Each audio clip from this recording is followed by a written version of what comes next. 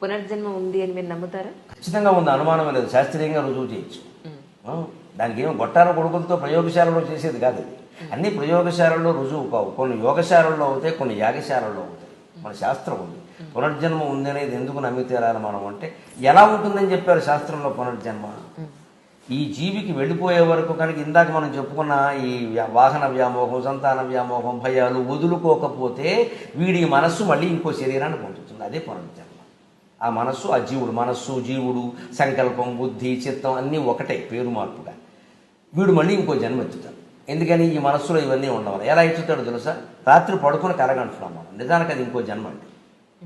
రాత్రి కలగంటున్నాం మనం, ఇంకో జన్మ. అది మీరు గమనించండి. వీడు పడుకునే ఉన్నాడు, ఈ కళేబరం ఇక్కడ 6 అడుగులు 3 అంగుళాలు పొడుగున్నాడు. వీడు పడుకున్నాడు, వీడు కలగంటున్నాడు. వీడి కళ్ళలో ఆడాళ్ళు వచ్చారు, మగాళ్ళు వచ్చారు, కుక్కలు వచ్చాయి, నక్కలు వచ్చాయి, చెట్లు వచ్చాయి. ఈ వేషాలన్నీ ఎవరు ధరించారు చెప్పండి?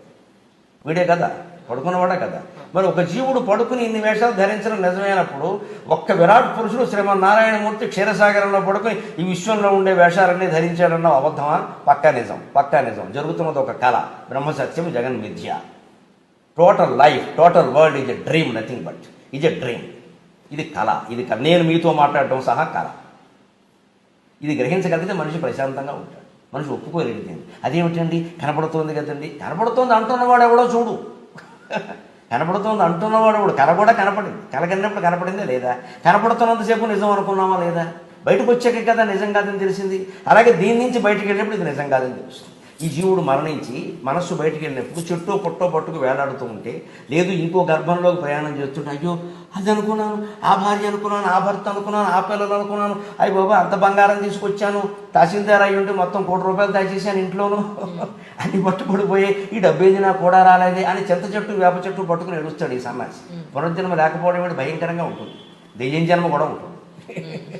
మనస్సులో ఉండే తలపులు అట్టగట్టేసి మాడుగట్టి ఉంటాయి చూడండి, అవి పునర్జన్మకు కారణం అవుతాయి. వాటిని వాసనలు అంటారు, గమనించండి.